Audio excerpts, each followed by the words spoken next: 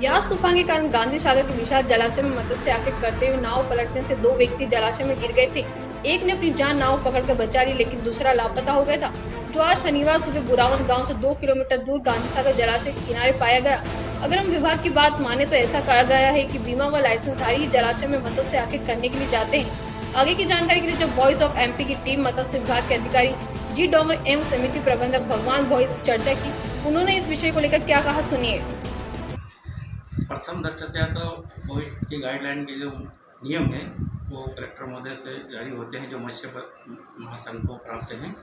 उसी आदेश के परिपालन में हमको एक आदेश दिया जाता है मत्स्य महासंघ द्वारा कि कोविड के नियमों का पालन पूरा किया जाए। इसमें उसमें बहुत सारी बातें, सैनिटाइजर रखना, साथ में साबुन रखना है, और जो स्कैनिंग कर मछुआरों की होती है वो पूरा जांच करने के बाद ही उनको जलाशय में भेजा जाता है। नहीं, इसमें क्या है कि जो मछुआरा सहकारी समिति होती है उसमें सभी संस्थाओं के अलग अलग प्रबंधक और अध्यक्ष होते हैं। वो मछुआरों को उसी को अनुमति दी जाती है जो संस्था का रजिस्टर्ड सदस्य बनता है। उसी के लिए हम मध्य प्रदेश मत्स्य महासंघ को 15 अगस्त के बाद एक निवेदन करते हैं, प्रतिवेदन देते हैं कि ये हमारे संस्था के सदस्य हैं, इनको परमिशन जारी की जाए। उसके अधीन मध्य प्रदेश मत्स्य महासंघ परमिशन जारी करता है, और एक नाव पर 2 मछुआरे होते हैं और दोनों का कार्ड, लाइसेंस, परमिशन और संस्था का सदस्य होना आवश्यक होता है। उसी के अनुरूप उनको जलाशय में जाने दिया जाता है। यदि कोई मछुआरा अगर ले गया है उसको बिना परमिशन के, तो इसकी जिम्मेदारी उसकी स्वयं की होती है। ये एक्चुअली शासन की तरफ से जो आदेश है, जो department of fishery, ministry animal husbandry है, वहाँ से आदेश पारित हुए हैं सभी राज्य के लिए, डिपार्टमेंट फिशरीज़ के लिए, कि इस लॉकडाउन में मत्स्य खेत की जो जलाशय में या तालाब में जो मत्स्य खेत का काम होता है, मछली का ट्रांसपोर्टेशन, इस चीज़ को लॉकडाउन से एक्सेप्टेड किया गया है। मतलब इसको परमिशन दी गई है मत्स्य खेत की ऑलरेडी सेंट्रल गवर्नमेंट से। तो स्टेट गवर्नमेंट में ये चीज़ आई है, और स्टेट गवर्नमेंट से हर जो डिपार्टमेंट है हम लोग की तरफ से वो शासन की गाइडलाइन के थ्रू ही मत्स्य खेत कार्य किया जा रहा है। देखिए, हर साल जैसे काम चलता है, 2 महीने का क्लोज सीजन रहता है शासन की तरफ से, उस समय मत्स्य खेत नहीं होता है।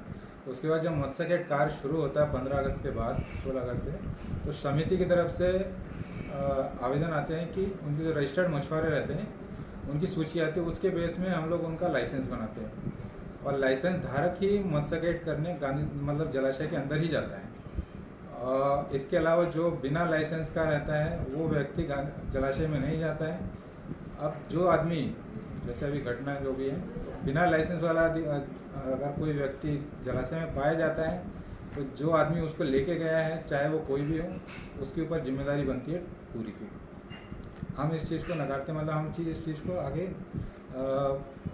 परमिट नहीं करते हैं, और जो भी होते हैं हम लोग अपनी तरफ से भी कार्रवाई करते हैं ऐसी घटना कोई पाने पे। मत्स्य खेत यहाँ पे ऐसा है कि समिति, जैसे मत्स्य खेत के दौरान, काम के दौरान समिति की तरफ से आवेदन आते हैं, जो मछुआरा समिति है, कि वो उनका आवेदन आता है कि हम इस दिनांक को मत्स्य खेत करने के लिए जलाशय में जाना चाहते हैं। तो उस संबंध में हम कॉन्ट्रैक्टर जो है यहाँ के लीजी, उनको जानकारी देते हैं कि भाई इस दिनांक को मछुआरे जलाशय में जाएंगे, तो आप वहाँ से मछली उठाना, तौल करना, डायरी के साथ एंट्री वगैरह, और उसका विपणन का जितनी व्यवस्था है तुरंत मतलब उस चीज़ को व्यवस्थित करें।